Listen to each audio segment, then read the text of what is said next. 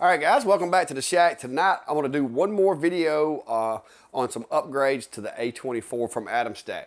A lot of you have asked me about this. I've seen the teasers out there as far as the enclosure goes, but tonight, guys, the Atomstack A24 is going to get an upgrade that I've been waiting on for quite a while, and I'm going to give you my thoughts on it, some of the good things that I found out about it, and some of the things that kind of bug me.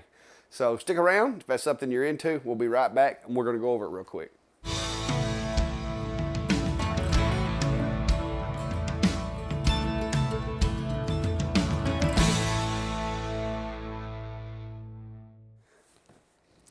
All right, guys, so first off, this is the enclosure. It is for the Atomstack A24 Pro.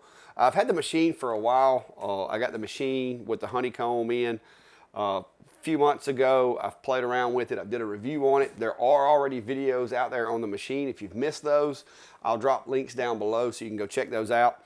If you want to look into the machine more, there'll be links also down below for the machine itself, as well as all the accessories that I'll be showing you in the video today. So first off, in recent months, a lot of the companies have been going towards the fully enclosed, more safety features and that type of thing. And I know there's a market for it. There's a lot of people out there, especially folks with small kids, with pets, especially cats, that are curious and want to get into things, that this is something that you might be interested in. This is one of the few machines that you can buy just the machine if you want, or you can buy all of the upgrades and all of the additions. If your budget does not permit currently to get the enclosure with all the fixings, then you can just get the machine, make do with a cloth enclosure or your own DIY enclosure like I do, or whatever. So you could actually buy this kind of in sections.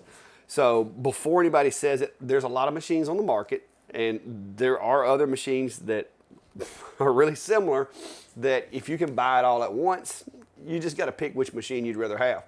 This one is, as far as enclosed machines like this, it is a little on the smaller scale, which may be a plus for some people, but others, you know, may want more work area or whatnot. But it is a very dependable, very accurate, very fast machine. And like I said, I'm not going to go too deep into the machine. We're just going to kind of hit on the enclosure, the things that it brings to the table, what I think about it, and the camera, because cameras are kind of a big deal. If you're going to get an enclosure that already has one on there, you want to make sure that that's the camera that's going to work for you. So first off, the assembly is not that bad.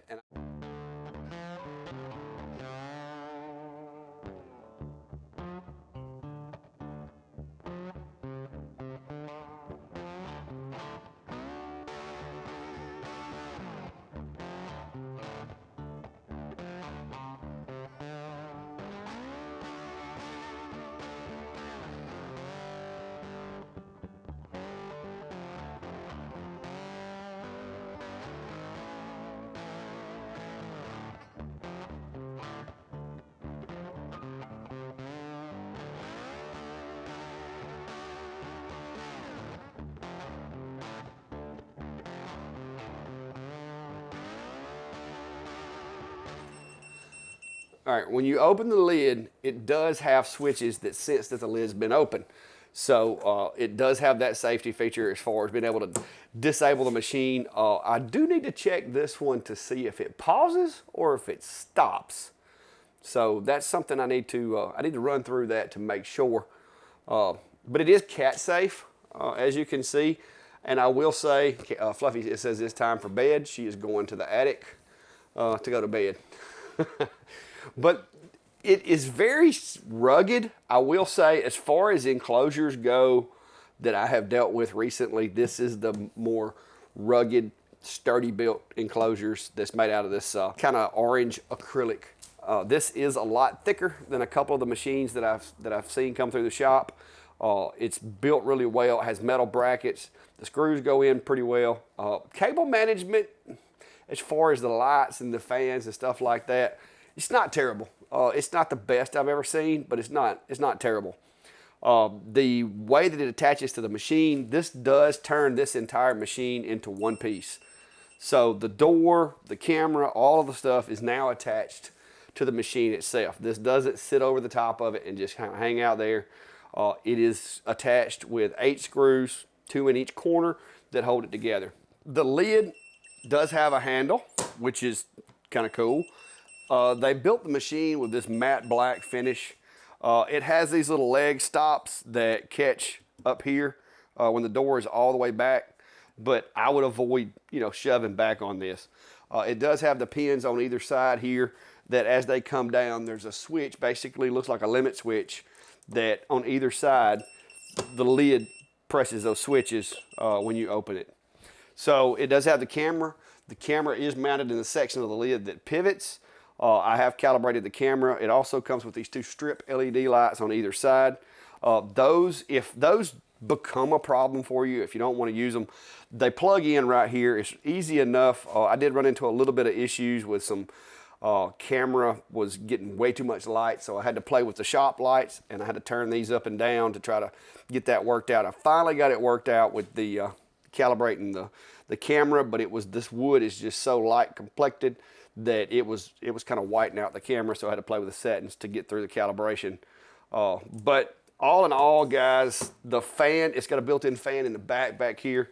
I don't know if you can see it. The fan does have a shared air supply, power supply. That the power supply basically, it comes with a splitter that you can split off from, say, the air assist or the machine to power the fan. The way that I've got mine ran is I'm running the air assist off of a power cable here, and I'm actually running 2 air assists because with this machine I found that I could. I've got a little Y right back here, and basically the small pump on the right is constantly blowing, lower air pressure. And then I've got this Aether pump, which works great with this machine using the output from the controller. And I've got this one turned up to max so that when I'm cutting, I have high flow air, and when I'm just engraving, I've just got some airflow coming off of this little guy. And I've got everything ran through this T back here in the back, feeding the machine.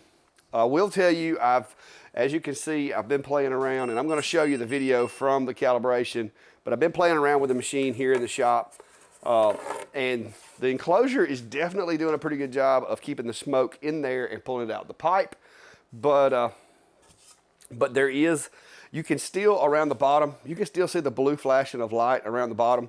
They do provide you with like some tape that you could use to kind of hide that around the edges.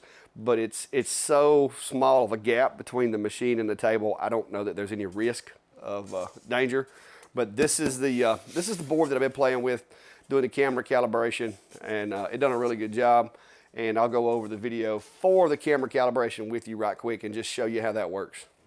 All right, guys, so if you're a pro at this, I want to apologize, but a lot of people ask me about being able to set these cameras up and what tools to use and if you're having trouble with it. And this is just kind of showing you right here. I'm having a bit of a time with this camera due to the lights. You can see how much light's in the shop.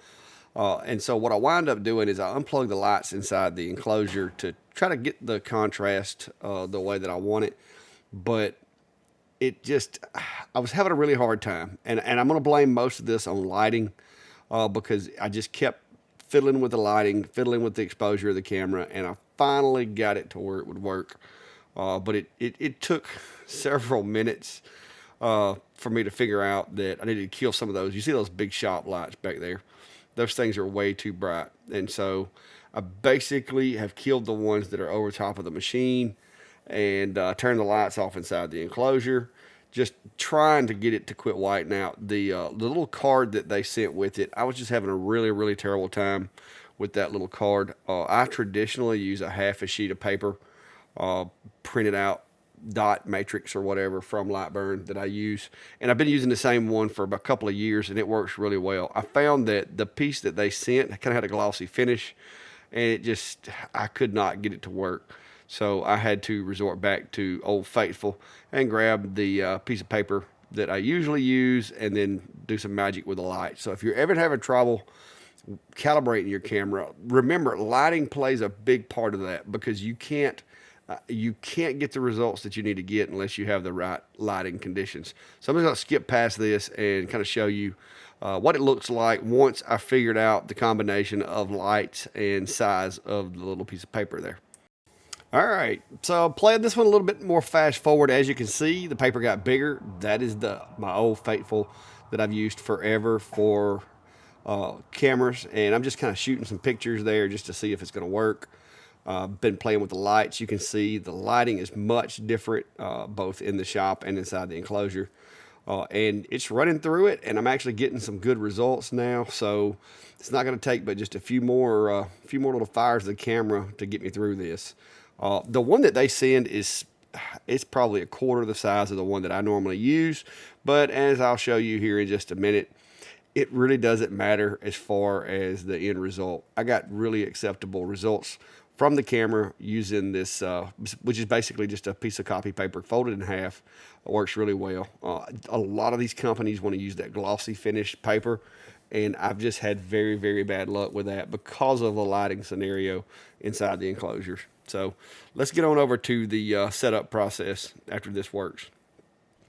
All right, guys, so once I got my lighting situation straightened out, I did a little bit of adjusting to the camera as well, and you'll see that kind of throughout here. If you're familiar with the process, basically you burn this into a piece of material, select 1, 2, 3, then 4, and that basically draws a square in the workspace to give the machine an idea of what the camera says is where, and where in reality it is based on the machine's movements. Now, you want to try to get this as close as you can, and you can play with the bright, the contrast, the fade, all those things on the camera settings to get the best image that you can if you need to. I got pretty lucky with this one. The camera image looked pretty well, and so just went forward with it. Once I do that, I like to kind of go back in here, and before I move anything, just kind of do a few tests to see if the camera is actually hitting where it's supposed to. So the first thing that I'm going to do is I draw a little circle right where that center circle was and send it in there. Did it as a line, couldn't quite see it, so I sent it back as a cut. And as you can see, it's very, very consistent. Drawing a little X, kind of line it up in the center. Like I said, consider this kind of target practice, basically just getting a feel for how accurate the camera is going to be. I end up taking, and I'm just, once I burn it, I kind of recapture the image and then compare where it went to where it was supposed to go. Just check out the progress. Everything looks good with it, so I'm going to update again. You'll notice I changed the, turned the fade off so I can see the images a little better. Those are all little things that you can do to kind of tweak the camera. I'm going to burn these 4 X's in the different corners of the workspace just to see if it's, because a lot of times the camera may be accurate in the center, but it may be off even more in the corners. And as long as I can get it within a millimeter or two tolerances, guys, I'm good with it. I'm going to frame if it's anything that I'm really particular about. The camera to me is to be used for basically just using scrap material and avoiding areas that have already been cut. So as long as I'm getting pretty consistent results, which you can see there, it is, I'm good with that. So I'm going to run one more text right here, just Atomstack A24, and set this at 250 millimeters a second, 100% power, and went ahead and burned that out. And as you can see, it's doing a really good job running kind of quick there. Not a whole lot of troubles as far as the power settings. This machine actually does a really good job at those high speeds, and that's acceptable. There you can see I'm kind of messing with the contrast by adjusting the exposure and updating the image to just to get to where I can see it a little bit better. Another little trick you might want to use when you're setting your cameras up. But even up to 300 millimeters a second at 100% output, which I forgot to set the 300 millimeters the first go around, so we reset that. But once it's burned the camera, I just update the overlay and compare where I had the text versus where the text actually went on the camera. And I'm getting some really good results, and I'm happy with that. So, all right, guys, it may come as a surprise, but that's about all I got on this for tonight. Like I said, I don't want to go back and reinvent the videos that I've already done on the A24, on the air assist that they sent me, which I think I got gypped on the air assist. This is technically not the air assist pump that comes with the machine that hooks up to the machine to run automatically. Luckily for me, it's the same configuration that the Acer L24 uses, and I just so happen to have the cable as well as the air pump for the Acer L24 sitting around. But I do know from my friend Steve, who is also doing a review on the same machine, if you want to go check that out and get Steve's opinion, that the one that they sent him is the one that goes with this particular machine, and it came with the cable and everything that you need to run it through Lightburn to have it turn on and turn off. The one that they sent me, it didn't. But that's why I went ahead and I was like, hey, I'm gonna be a little extra today.